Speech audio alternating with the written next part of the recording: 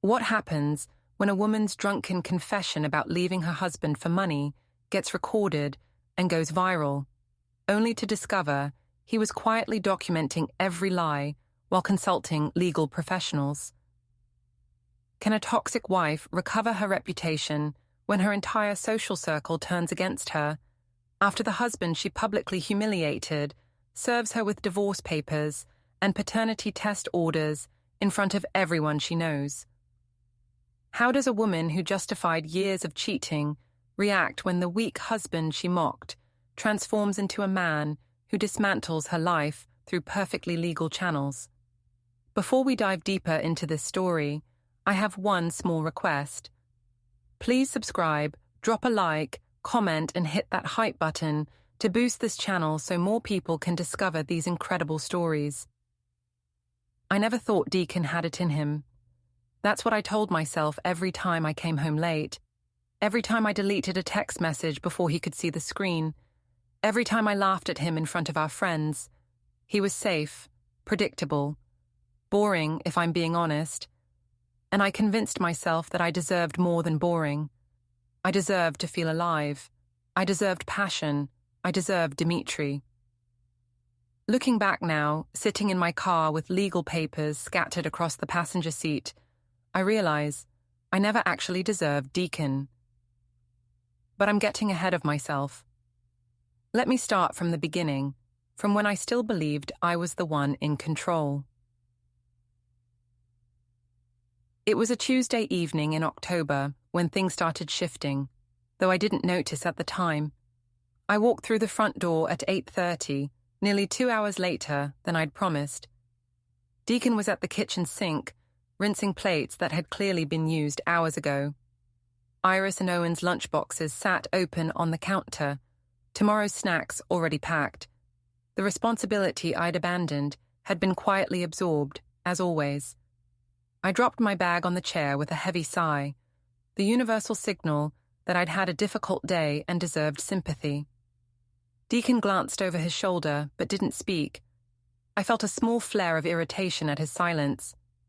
"The client dinner ran long," I said, pulling open the refrigerator and staring at the leftovers I had no intention of eating. "You could have waited to eat. I told you I'd be home by 7. "You said 6:30, Deacon corrected quietly. He dried his hands on a dish towel, folded it precisely, and hung it on the oven handle. "The kids were hungry." "Well, I'm sorry my job is demanding." I grabbed a bottle of sparkling water, twisted the cap harder than necessary. "Not all of us can leave the office at 5 every day." He didn't take the bait. That annoyed me more than an argument would have. I wanted him to fight back, to give me a reason to escalate, to justify the resentment simmering under my skin. Instead, he simply nodded and started loading the dishwasher. "How was your dinner?" he asked. His tone was neutral, genuinely curious even. It made my stomach twist with something I didn't want to examine. "Fine. Good." The client loved our pitch. I scrolled through my phone, pretending to check work emails. In reality, I was reading Dimitri's last message. "That dress was incredible tonight. Can't stop thinking about you."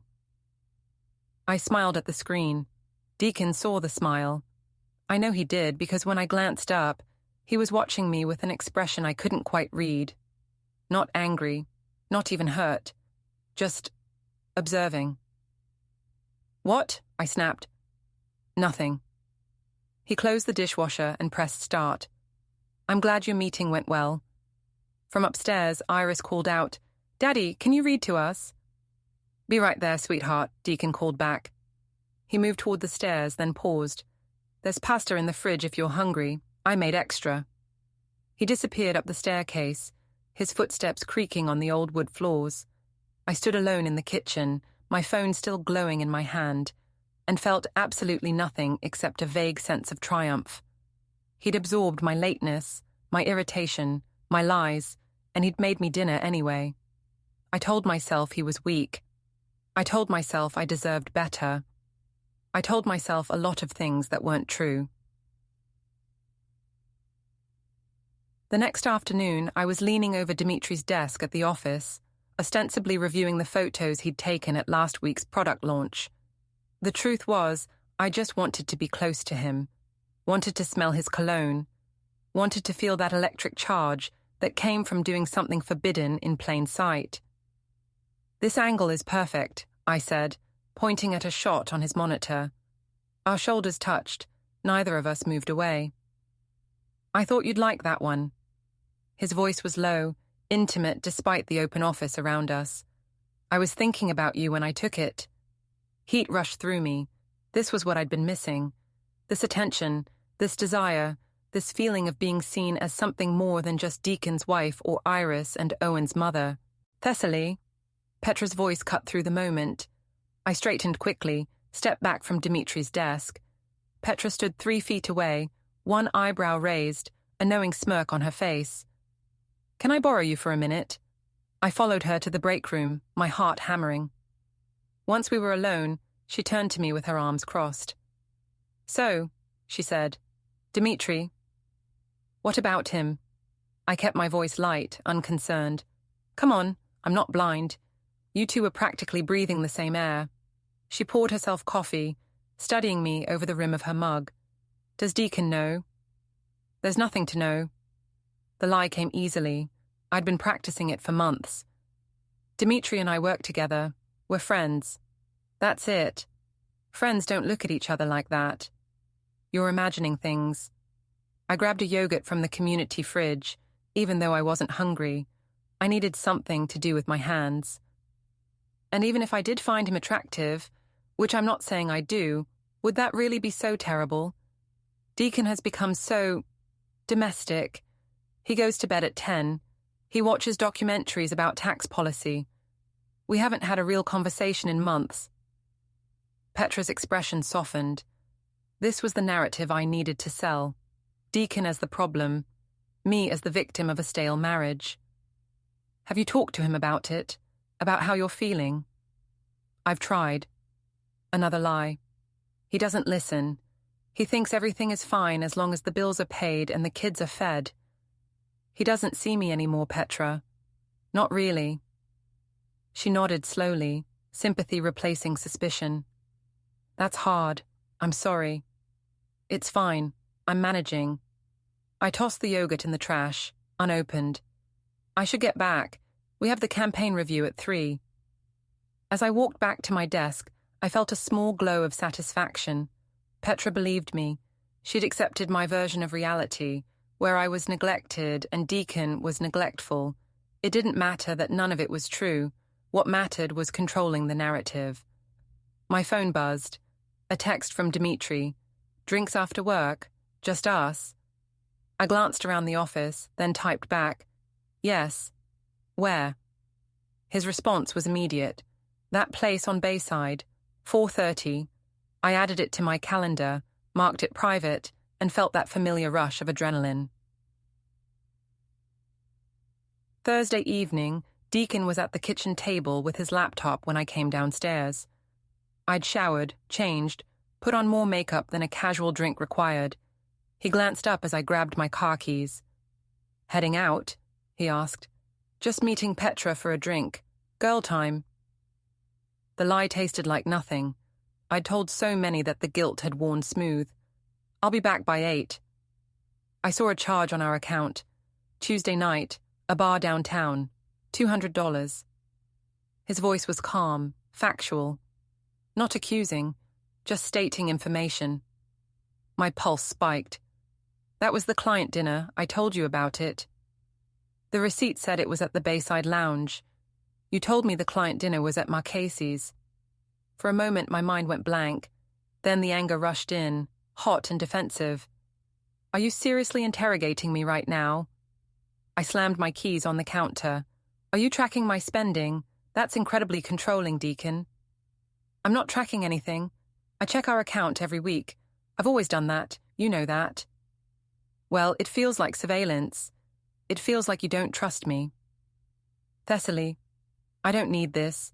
I've been working 12-hour days trying to land this account, and instead of supporting me, you're accusing me of lying about dinner receipts." My voice rose sharp and injured. "Maybe I got the restaurant name wrong. Maybe I'm exhausted and mixed things up. Did you consider that? He stared at me for a long moment. I watched the doubt creep into his expression, watched him second-guess himself. This was the key to gaslighting, I'd learned. Make them doubt their own perception, their own memory. You're right, he said finally. I'm sorry. I didn't mean to make you feel accused. Well, you did. I grabbed my keys again. I'll be home by 8. Or is that going to be a problem too?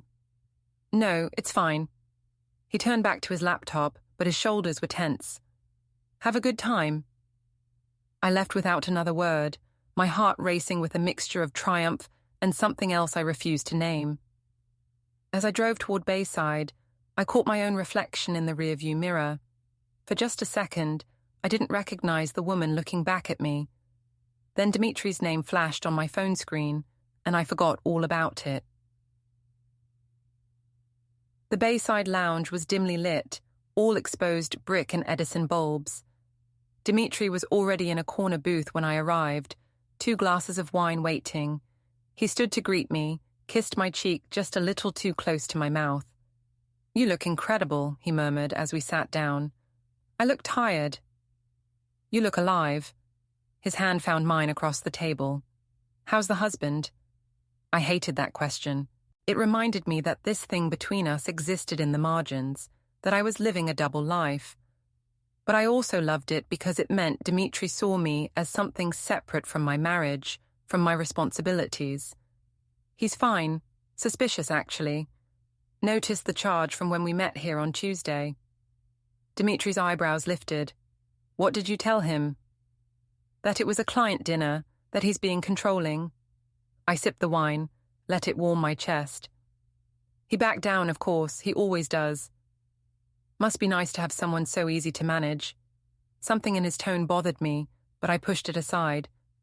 It's exhausting, actually, having to explain every little thing, having to justify my own freedom.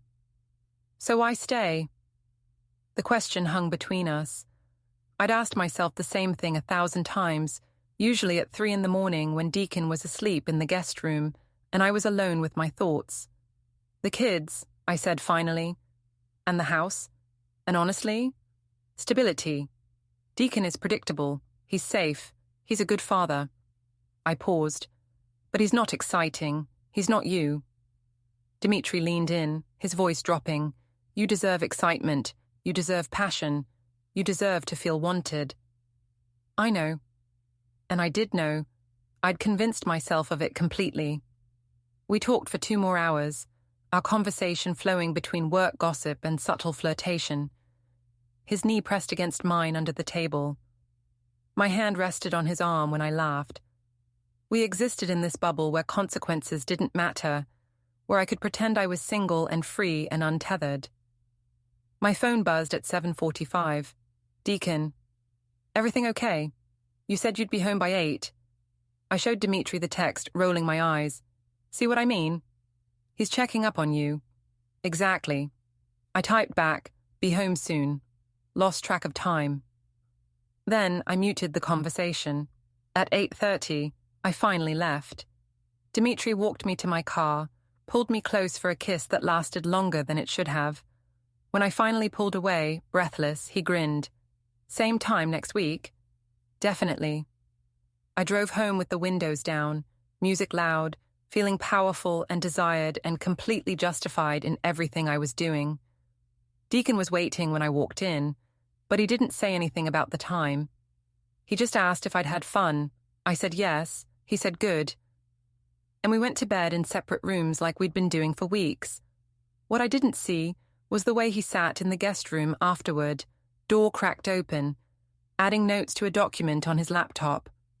Times, locations, inconsistencies in my stories. He was meticulous about it, the same way he was meticulous about everything. He saved screenshots of texts, printed credit card statements, documented every lie. While I slept peacefully in the master bedroom, believing I was getting away with everything, Deacon was quietly building a case. Saturday night changed everything, though I didn't realize it at the time. Petra had invited a group to her birthday celebration at this rooftop bar downtown. Deacon hadn't wanted to go, said he was tired, but I'd insisted. I needed him there. I needed the appearance of normalcy, of a happy couple maintaining their social obligations. Plus, I knew Dimitri was coming. We drove separately at my insistence. I told Deacon I might stay late, that he could leave whenever he wanted. He agreed without argument, which should have been my first warning sign. Deacon had stopped arguing with me about anything. The rooftop was perfect. String lights overhead, the city skyline glittering beyond the rail, music pulsing from speakers. I wore a black dress that made me feel powerful. Deacon wore slacks and a button-down, perfectly appropriate and perfectly boring. Petra greeted us with hugs and champagne. The usual crowd was there. People from my office, mutual friends from college, a few of Deacon's friends, including Julian, who I'd never liked. Julian was too perceptive, asked too many questions, and looked at me like he could see straight through my performance. I downed my first glass of champagne in 15 minutes and grabbed another. "Pace yourself," Deacon murmured. "I'm fine." I pulled away from his touch. "Go mingle. I'm going to catch up with the girls." I watched him drift toward Julian and felt a wave of relief. Without him hovering, I could breathe. I could be myself. Dimitri arrived an hour later, fashionably late, wearing a leather jacket that should have looked ridiculous but somehow didn't. Our eyes met across the crowd. My pulse quickened. He worked his way over, greeted the group, hugged me just a fraction too long. "You look amazing," he said directly into my ear. "So do you." For the next hour, we orbited each other. Always close, never inappropriate enough to be obvious. Or so I thought. In reality, everyone was noticing. Petra kept glancing our way. Simone, another mutual friend, looked uncomfortable. And Julian was watching from the bar with a dark expression. By my fourth drink, I didn't care who was watching. Dimitri and I were near the edge of the rooftop, the music loud enough to blur the edges of everything. We danced, his hands on my waist, my arms around his neck. I glanced back once and saw Deacon at the bar, nursing the same beer he'd had all night, watching us with an expression I couldn't read. I told myself he was jealous. I told myself he deserved to feel what I'd felt for years, neglected and overlooked. I told myself lies. Around 11, someone suggested a group photo. We all clustered together, arms around shoulders, smiling at the camera. Petra filmed a video for her Instagram story, panning across the crowd. In the final frame, Dimitri and I were side by side, his arm around my waist, my hand on his chest. We looked like a couple. We looked guilty. I didn't realize that photo would be the beginning of my unraveling. The conversation turned to relationships around midnight. Someone, I don't remember who, made a joke about boring husbands. Petra laughed and said something about her boyfriend forgetting their anniversary. And I, drunk and reckless and convinced I was among friends, jumped in. Deacon once bought me a vacuum for our anniversary. I laughed as I said it, loud enough for half the group to hear. An actual vacuum, because apparently nothing says romance like household appliances. The group erupted in laughter. I felt validated, seen, funny. This was the reaction I wanted. Deacon was 10 feet away. I watched his face redden, watched his jaw tighten. "That's not..." he started, voice quiet. "That was a joke gift. I gave you the earrings you'd wanted after. You know that." "Oh, Deacon, relax. It's just a funny story." I waved him off, took another sip of champagne. "You're so sensitive." The laughter felt sharper now. A few people looked uncomfortable. Julian definitely wasn't laughing, but I was too drunk to care, too far gone to recognize the line I'd crossed. Simone approached Deacon, said something I couldn't hear. He nodded, gave her a tired smile. She squeezed his shoulder, a gesture of sympathy. I should have felt shame. Instead, I felt annoyed that she was giving him attention. By 1 a.m, Deacon said he was leaving. I told him I'd catch a ride with Petra. He didn't argue, didn't ask me to come with him. He just said goodnight to the group, gave me a look I couldn't interpret, and left. I felt free. What I didn't know was that Julian followed him to the parking garage, told him he deserved better, and gave him the number of a lawyer friend. What I didn't know was that while I was dancing with Dimitri on that rooftop, Deacon was sitting in his car, finally accepting that our marriage was already over. I just hadn't realized it yet. The next morning, I woke in the master bedroom with a pounding headache and fractured memories of the night before. Sunlight stabbed through the curtains. I groaned, reached for my phone. 9:17 a.m., dozens of notifications.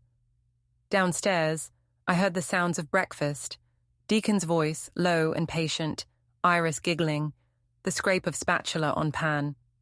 I dragged myself to the bathroom, splashed water on my face, and tried to reconstruct the previous night. The rooftop bar, champagne, Dimitri, dancing, the vacuum story, Deacon leaving early. My stomach twisted with something I didn't want to name. I pulled on a robe and went downstairs. Deacon was at the stove, making pancakes. Iris and Owen sat at the table, syrup sticky and happy. The picture of domestic normalcy. "Morning," I mumbled. Deacon didn't turn around. "Coffee's ready." Iris looked up, her big eyes concerned. "Mummy, are you sick?" "No, baby, just tired." I kissed the top of her head and poured coffee with shaking hands. "Did you guys have fun last night?" "We watched a movie with Daddy," Owen reported through a mouthful of pancake. "The one with the lions." "That's nice." Deacon plated 2 more pancakes, brought them to the table, and finally looked at me. His expression was perfectly neutral. Empty. It chilled me more than anger would have. "How was the rest of your night?" he asked. "Fine. Good. You know, the usual." I sat down across from the kids. "You left early." "I was tired." "You could have stayed." "I didn't want to." He returned to the stove, started cleaning up. His phone on the counter buzzed repeatedly. He glanced at it, then silenced it without reading the messages. That's when I finally looked at my own phone, really looked. My heart stopped. Instagram notifications, 47 new tags, text messages from numbers I didn't recognize, DMs from people I'd gone to college with a decade ago, and at the top, a message from Petra. "Call me. Now." I opened Instagram with trembling fingers. The first photo was from last night. Dimitri and me, his arm around my waist, my hand on his chest, both of us smiling at each other instead of the camera. The caption, "Rooftop vibes with the crew." The comments were brutal. Isn't she married? Her poor husband was literally right there. "This is so disrespectful, I know her. She has 2 kids. This is disgusting." I scrolled frantically. The photo had been shared to multiple gossip accounts. People were tagging their friends. Someone had even found my personal profile and started commenting on old photos of Deacon and me. He deserves better. Cheater. Homewrecker. "Deacon," my voice came out strangled. "I saw." He still didn't turn around. "Julian sent me the photo around 2 this morning." "It's not what it looks like." "Thessaly, please don't." For the first time, his voice held something other than calm. It held exhaustion. Bone-deep, soul-crushing exhaustion. "I've been patient. I've been understanding. I've accepted your excuses and your lies and your late nights. But please, for once, don't insult me by trying to gaslight me about a photo that hundreds of people can see with their own eyes." Iris and Owen had stopped eating, sensing the tension. "Can we talk about this later?" I gestured toward the kids. "Not in front of them." Deacon finally turned to face me fully. "There's nothing to talk about. You've made your choices very clear. I'm just trying to figure out what comes next." "What's that supposed to mean?" "It means I'm done pretending everything is fine when it's not."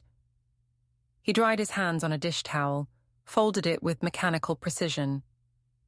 "I'm going to be making some decisions about our future. You should probably think about what you want as well." Then he left the kitchen, went upstairs to the guest room and closed the door. I sat there with my children, my phone exploding with judgment and shame, and for the first time in months, I felt the first crack in my carefully constructed reality. But even then, I convinced myself it would blow over. People would forget. Deacon would forgive me, because he always did. I was so certain I was in control. I had no idea he was 3 steps ahead, already documenting everything, already consulting with lawyers, already preparing to do something I never thought he was capable of. By Monday afternoon, the gossip had reached my office. I walked in that morning with my head high, determined to act like nothing had happened. The photo was unfortunate, sure, but people would move on. There were bigger scandals. This would fade, except it didn't. I could feel the stares as I walked to my desk. Conversation stopped when I approached the break room. Petra gave me a tight smile when we passed in the hallway, but didn't stop to chat. And Dimitri was nowhere to be seen. I texted him at 10. "Are you in today?" No response. At 11:30, my manager Nolan appeared beside my desk. "Thessaly, can I see you in the conference room?" My stomach dropped. "Sure. Is something wrong?" "Just need to chat for a few minutes." The conference room had glass walls. Everyone could see us but not hear us. Nolan closed the door, gestured for me to sit. "How are you doing?" he asked. His tone was careful, professional. "Fine, busy, the usual." I forced a smile. "What's this about?" "I received a call this morning from HR." He folded his hands on the table. "There's been a complaint regarding unprofessional conduct at a social event this weekend. Photos were brought to their attention showing you and Dmitry Sokolov in what appeared to be a compromising position." Heat flooded my face. "That wasn't... We were just talking. It was a group thing. People are blowing it out of proportion." "I'm not here to accuse you of anything," Nolan said, "but I do need to remind you that even off company time, employees are expected to maintain professional boundaries, especially with contractors we work with regularly. Dmitry's relationship with this company depends partly on our trust in his professionalism. Nothing happened, we're colleagues, friends, that's all." "Okay." He didn't look convinced. "I'm going to note that we had this conversation. Moving forward, I'd suggest being more mindful of optics. Perception matters." "Of course, absolutely." I nodded vigorously, desperate to end this meeting. As I left the conference room, I felt dozens of eyes on me. My phone buzzed. Dmitri, finally responding. "We should probably cool things off for a bit. This attention isn't good for either of us." I stared at the message, fury rising in my chest. He was abandoning me now. When things got difficult, I typed back, "Are you serious right now?" His response came 10 minutes later. "Let's just take some space. Talk in a few weeks." I wanted to scream. Instead, I deleted the conversation and threw myself into work, trying to ignore the whispers, the sideways glances, the way Petra suddenly had a lunch meeting when I asked if she wanted to grab food. By the end of the day, I was exhausted and defensive and desperate to regain control of the narrative. I posted a photo on Instagram, a throwback of Deacon and me from our wedding, both of us young and happy and untainted. The caption, "Through thick and thin, grateful for this man and our beautiful family." The comments were mixed, some supportive, many skeptical, a few outright cruel. "Girl, we all saw the other photo. Too little, too late. Your husband deserves better than this performance." I deleted the negative comments as fast as they appeared, but they kept coming. When I got home that night, Deacon's car wasn't in the driveway. The house was dark. A note on the kitchen counter, "At my parents' with the kids for dinner. There's leftover chicken in the fridge." He hadn't invited me. Hadn't even asked if I wanted to come. I ate standing at the counter, alone in the silent house, and felt the walls starting to close in. The viral video happened on Friday night, exactly 1 week after the rooftop bar incident. I'd convinced myself that things were settling down. The Instagram drama had faded. Work had returned to a tense but manageable normal. Deacon was still distant, still sleeping in the guest room, but I told myself we'd work through it eventually. We always did. Petra texted me Thursday. Girls' night tomorrow. We're going to that new club downtown. You in? I hesitated. Part of me wanted to stay home, keep my head down, but a larger part, the part that refused to act ashamed, that insisted I'd done nothing wrong, wanted to go out, to prove I wasn't hiding. I'm in, I texted back. Friday evening, I told Deacon I was going out with friends. He nodded without looking up from his laptop. What time will you be home, he asked. I don't know. Late, probably. Okay. That was it. No argument, no concern, no emotional reaction at all. I should have recognized that as a warning sign. The old Deacon would have at least asked me to be safe, to text when I got there. This Deacon just didn't care. The club was packed, music pounding, light strobing across writhing bodies. Petra was already there with Simone and 2 women from our marketing team. I hugged everyone, ordered a vodka soda, and tried to let the music drown out the stress of the past week. By my 3rd drink, I felt lighter, freer. This was what I needed: loud music, mindless dancing, the ability to forget about consequences for a few hours. We took a round of shots around midnight. That's when things started to blur. I remember dancing. I remember laughing. I remember Petra filming videos for her story, the camera sweeping across our group. And I remember stepping outside to the smoking patio around 12:30, desperate for air and cold, and a moment of clarity that never came. Petra and Simone followed me out. Another girl from the club, Mara, someone I vaguely knew from college, joined us. She lit a cigarette, offered me one. I took it even though I'd quit years ago. God, this feels good, I said, exhaling smoke into the night sky. No kids, no responsibilities, no judgment. Cheers to that, Mara laughed. The conversation turned to relationships. Mara complained about her boyfriend, how he had no ambition, how she felt stuck. Simone nodded sympathetically. Petra made some joke about all men being disappointing eventually. And I, drunk and reckless, and convinced I was among friends who understood, started talking. I feel you, I said to Mara. I stayed with Deacon because it was stable, you know, because having kids meant I needed security. But now, I took another drag of the cigarette. Now I realize I settled. I gave up my prime years for someone who goes to bed at 10 and watches documentaries about tax policy. So why not leave? Mara asked. The question hung in the cold air. I felt Simone shift beside me, uncomfortable. Petra was watching me with an unreadable expression. Because divorce is expensive, I heard myself say. Because splitting assets and custody and all that is a nightmare. Honestly, if someone offered me $50,000 and a fresh start, I'd leave Deacon without a second thought. Mara laughed. Only 50? And I laughed too, bitter and sharp. You're right, honestly, maybe even less. A couple bucks and I'm gone. Petra and Simone didn't laugh, but Mara did, and I told myself that meant it was fine, that it was just drunk talk, that everyone says stupid things at clubs. What I didn't see was the girl standing 3 feet behind me, phone held up, recording a Snapchat story. What I didn't realize was that my voice carried clearly over the music, that my words, a couple bucks and I'm gone, were now immortalized in a 10-second video.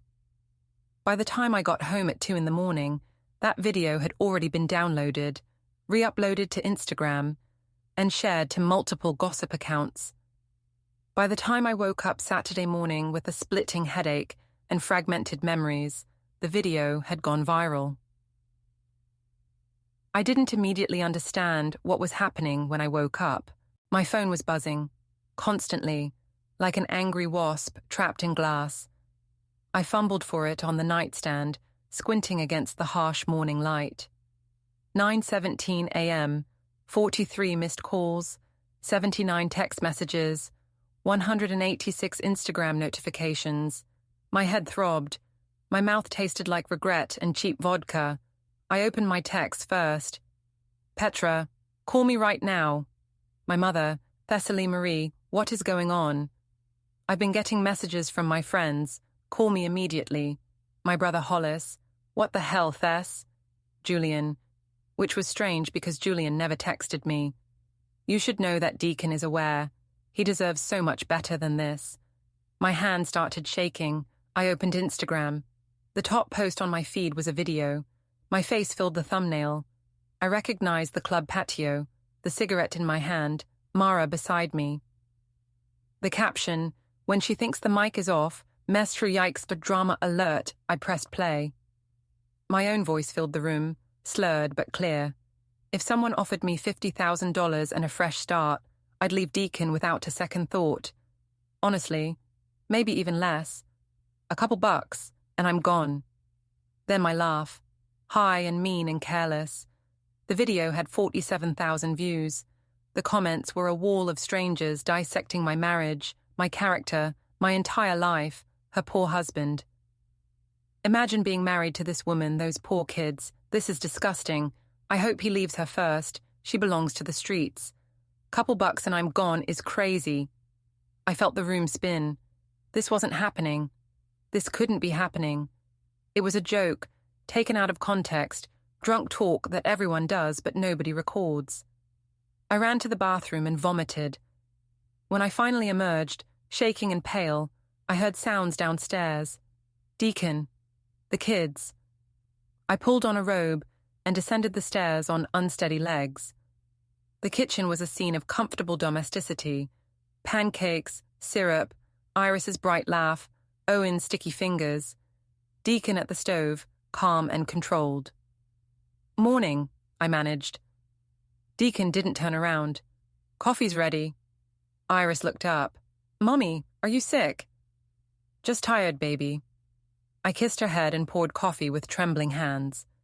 My phone sat on the counter where I'd left it, still buzzing. Deacon's phone sat next to it, silent and still. He'd already seen everything. I could tell from the way he moved, the careful blankness of his expression. How was the rest of your night? He asked, bringing pancakes to the table. Fine, my voice cracked. You left early last night. I was tired. You could have stayed. I didn't want to. He returned to the stove, started cleaning with mechanical precision. His phone lit up briefly. He glanced at it, then silenced it without opening the message.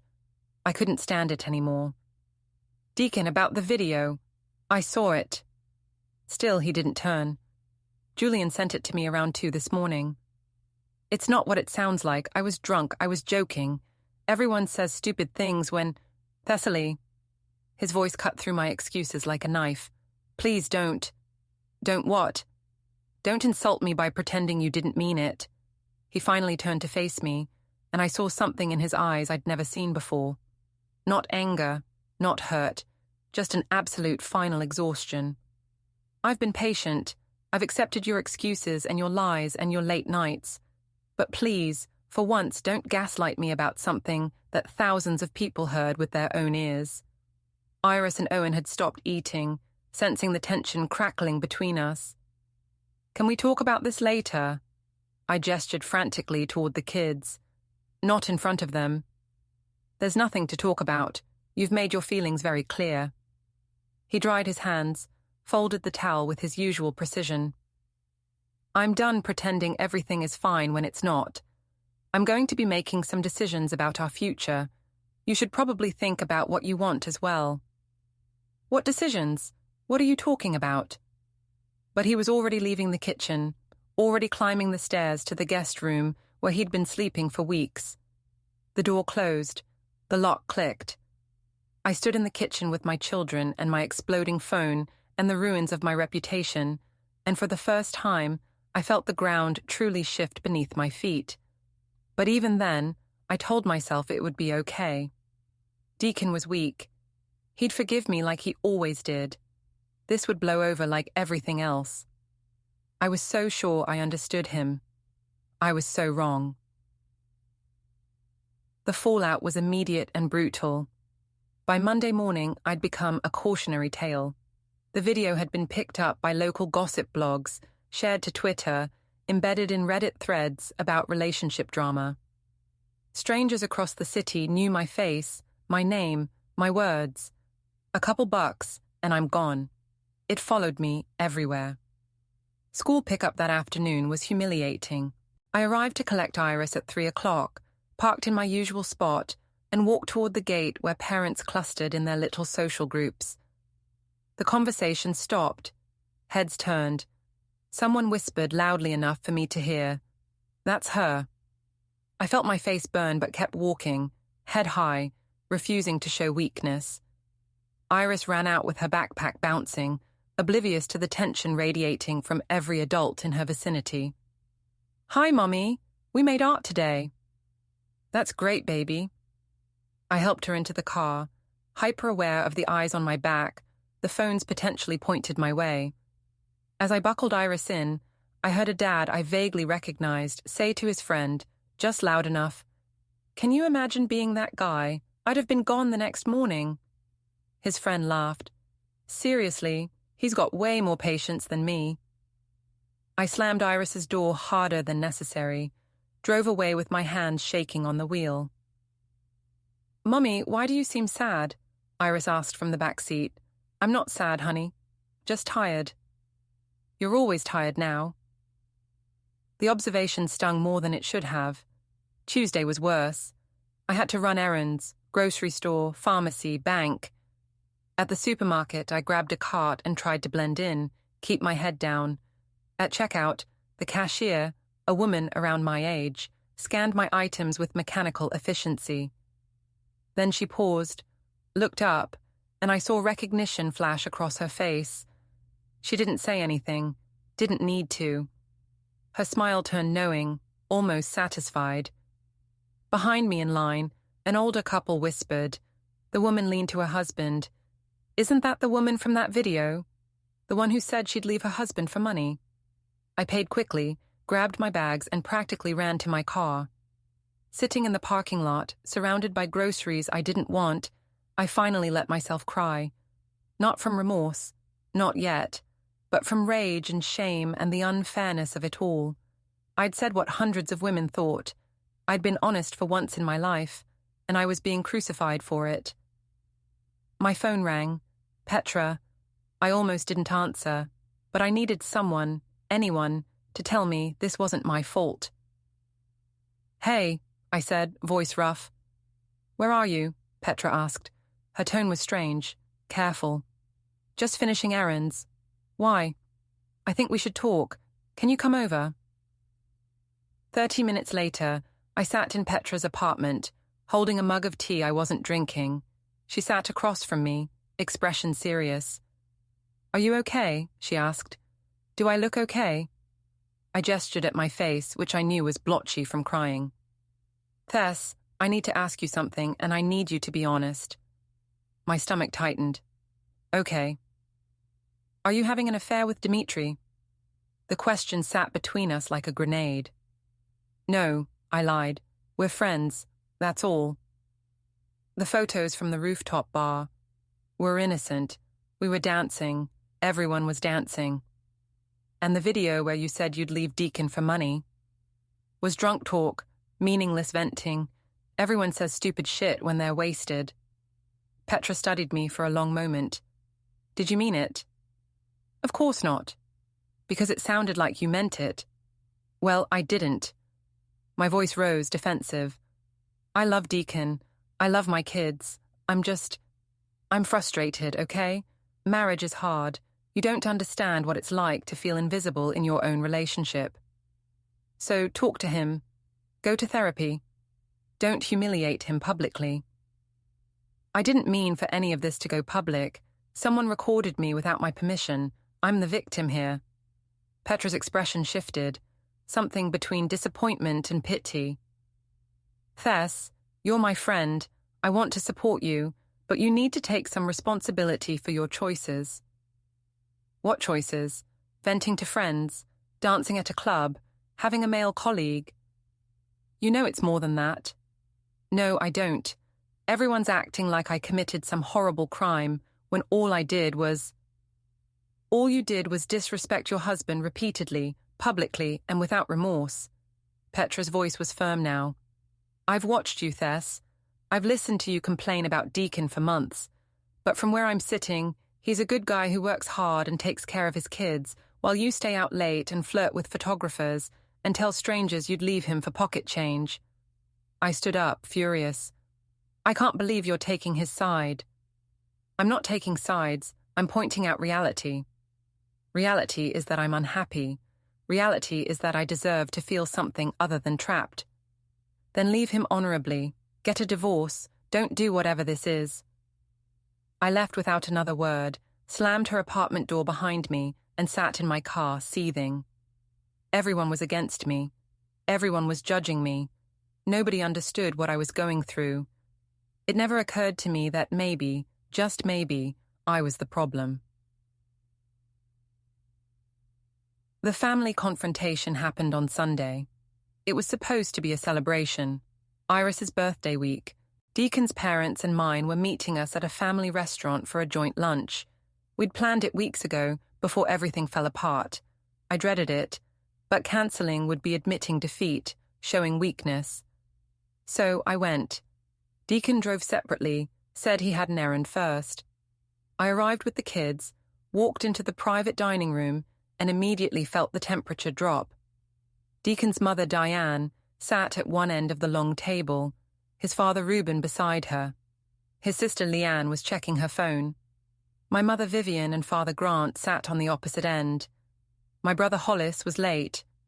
"Hi, everyone," I said brightly, forcing cheer. "Sorry we're a bit late, traffic." The greetings were strained. Diane nodded coolly. Reuben didn't look up from his menu.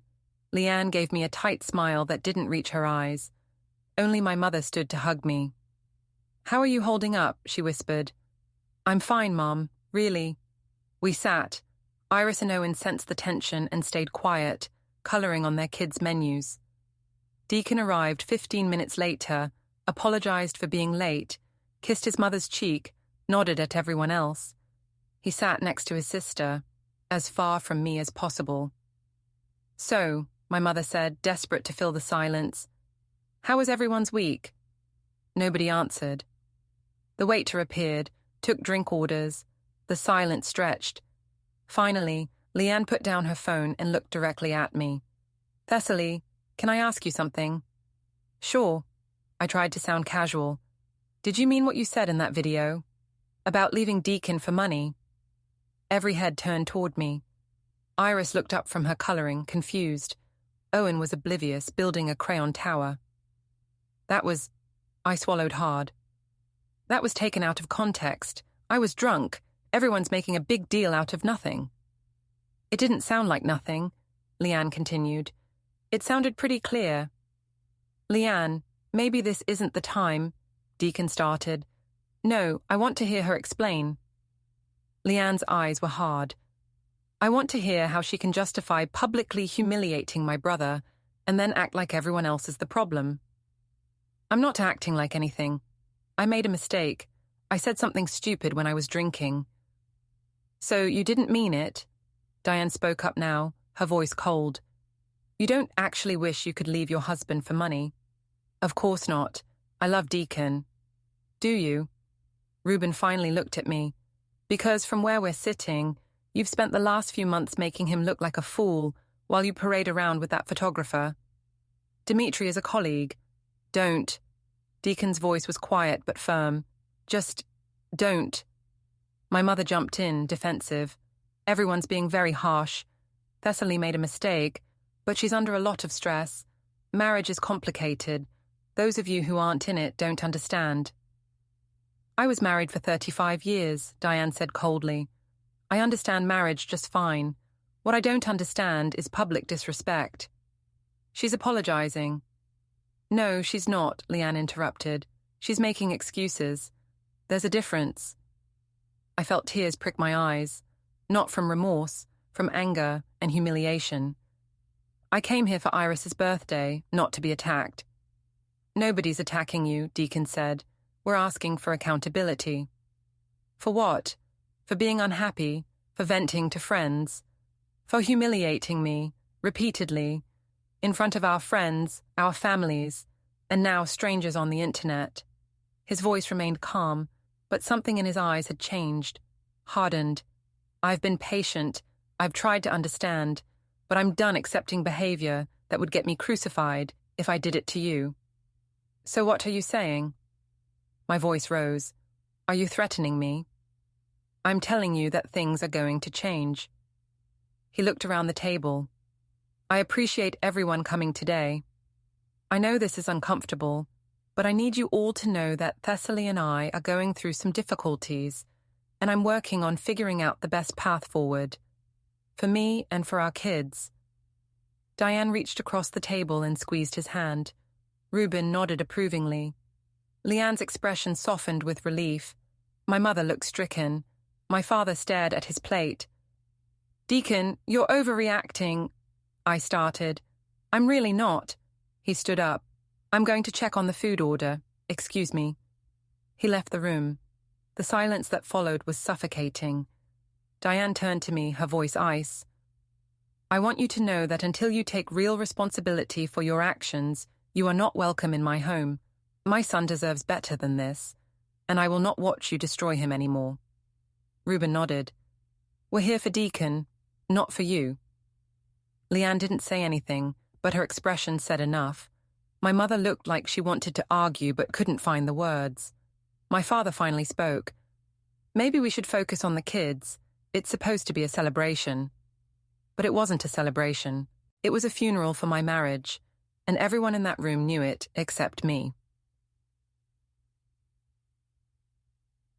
The party the following Saturday was worse. Iris and Owen's birthday party, a combined celebration at the community centre. We'd booked it months ago, sent invitations, ordered cake. Cancelling would have crushed the kids. So we went through the motions. Deacon and I arrived separately. I spent an hour before decorating. Streamers, balloons, a banner reading Happy Birthday. I posted photos on Instagram, captions about being blessed and we're grateful, desperate to reclaim some narrative control. The comments were brutal. Blessed? Girl, bye. Your husband is a saint. Those poor kids. I deleted and blocked until my fingers hurt. Guests arrived around 4.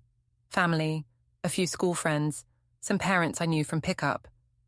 The atmosphere was strained from the start. People greeted Deacon warmly, hugged him, asked how he was holding up. They gave me polite nods and kept their distance. Petra showed up but stayed on the periphery. Julian arrived and went straight to Deacon, clapping him on the shoulder. Leanne helped set up the food table without speaking to me. At Iris and Owen's party, Deacon's parents ignored me. Diane's smile for Iris vanished when our eyes met. Guests thanked Deacon, hugged him. Nothing for me. Simone. Figure out what you want before hurting more people. That night, Deacon left for his parents. I need space. Talk to a lawyer.